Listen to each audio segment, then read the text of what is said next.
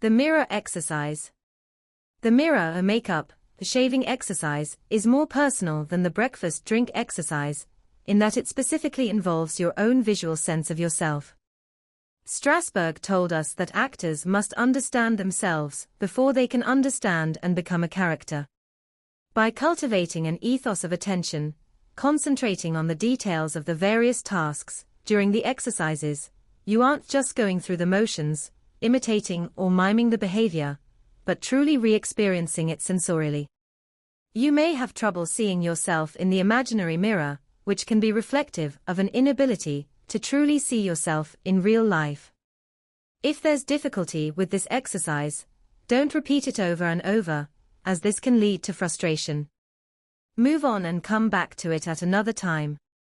As in the other sense memory exercises, if your concentration veers off with any distraction, self-consciousness, boredom, worries, and exhaustion, go back to relaxation for a few minutes, regain your concentration, and continue.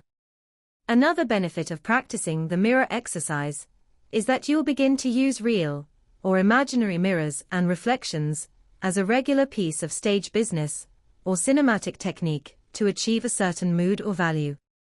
Having learned and practiced this exercise, you will be able to imagine anything you might need by looking in a mirror or out an imaginary window. Keep notes in your journal on the results of the exercises and responses for later reference and use. Exercise steps. When you're at home, you can prepare for the mirror exercise with your eyes open by staring at your face from the neck up in a real mirror, studying your mouth, lips, nose, ears, eyes, hair and brows. Be unafraid to search for and study imperfections, discolorations, scars, freckles, beauty marks, blemishes, the line of your beard or mustache, hairline, and wrinkles for about half an hour. What are the things you like and don't like about your face? Consider what you'd change. Look more closely and in more detail at the parts of your face you don't normally study. If you're bearded and don't normally shave, consider actually shaving it off at home to experience the shock of awakening to new and unfamiliar sensations and reflections.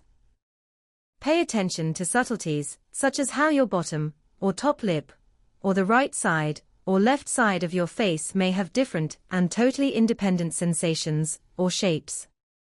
Actually put on your real makeup, or shave in your real mirror, going much slower than usual. I sometimes say proceed in slow motion to make that point. Rushing leads to imitation and generalized movement. What is the weight of the compact or lipstick, the feel of the lather and the razor, the texture of the makeup brushes or cream? To practice the exercise in class, you do the same activities again, but only with the imaginary mirror and objects with your eyes open. Work slightly away from the body, not touching yourself. After completing the relaxation, sit in a chair in front of the imaginary mirror and stare at yourself silently. For about 10 minutes, imagine each of your facial features, as you did at home in the real mirror.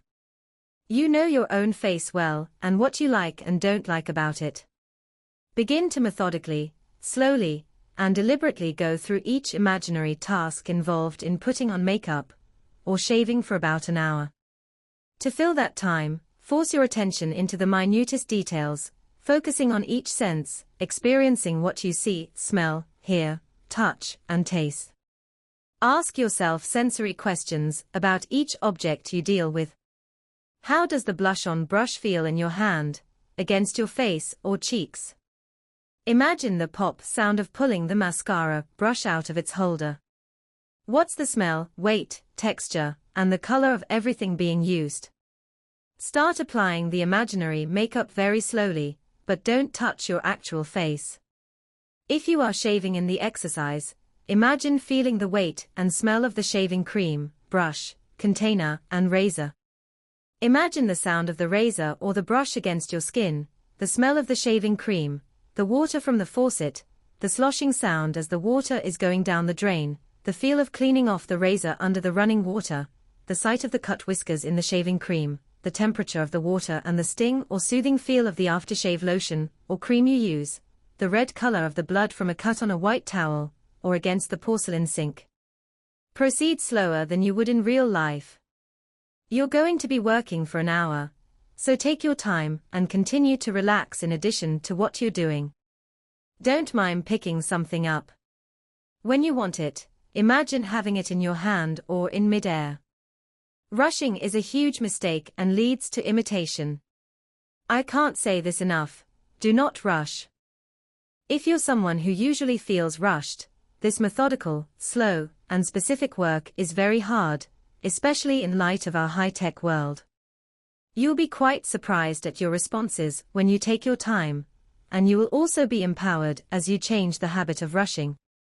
Since the mirror exercise is intrinsically personal and deals with your own visual image and sense of yourself, it's natural that emotional feelings about how you look and feel about yourself are automatically brought into play.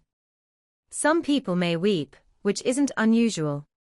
The complexities of how people feel about themselves are embodied in their behavior, but this is not the purpose of the exercise.